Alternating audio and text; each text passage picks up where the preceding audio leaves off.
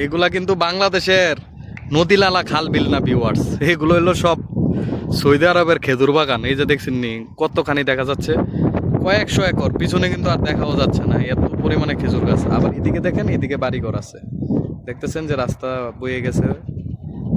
আপনাদের সাথে কিন্তু আজকে জায়গাটা পরিচয় করে দিচ্ছি। এটা সৌদি আরব আল হাসা, আর আল হাসা খেজুর গাছের জন্য আল কাসিম কিন্তু আল হাসা দেখতে পারতেছেন খেজুর গাছ। হয়তো দূরে আনলে আরো ভালো লাগবে, কাছে নিলে তেমন একটা বোঝা যায় না। আর এই যে দেখেন ভাইয়েরা অনেক পরিমাণে ভিডিও করতেছে, ওরা পছন্দ পাইতেছে, ভিডিও করতেছে।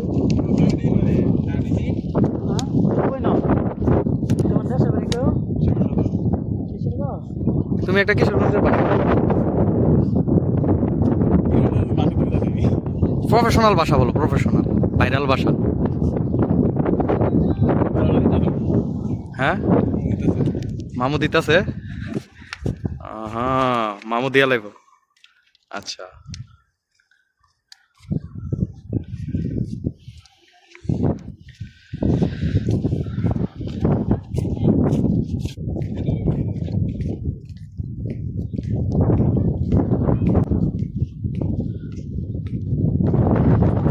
এখানে একটা,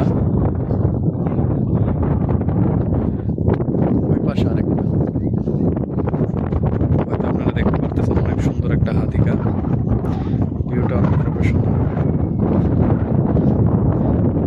এখান দিয়ে উঠতে হয়, এখানে নতুন নতুন হচ্ছে। অবশ্যই আপনারা আমার বয়সটা পাচ্ছেন কিনা জানি না, প্রত্যেকটি জিনিসই ভালো লাগে, ভালো লাগার মতো। এবং পাহাড়ের উপর উপর অবশ্যই আপনারা দেখতে পারতেছেন।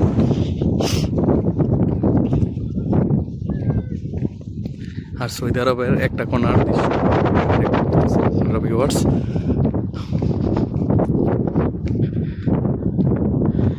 যখন ওইদিকে যাবো, এক্সাইট হব, তখন আরও তার চেয়েও বেশি দেখা যাবে, অবশ্যই আপনারা দেখতে পারতেছেন।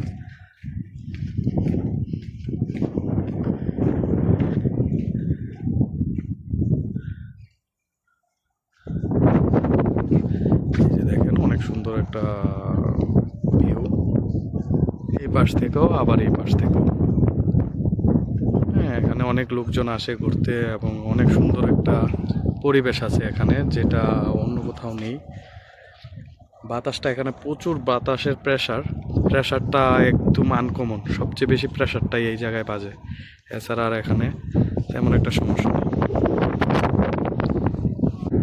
আপনাদেরকে আজকে যে জায়গাটা নিয়ে আসছি ভিউয়ার্স, এটা হলো আল হাসা উমরান প্রজেক্টের এদিকে।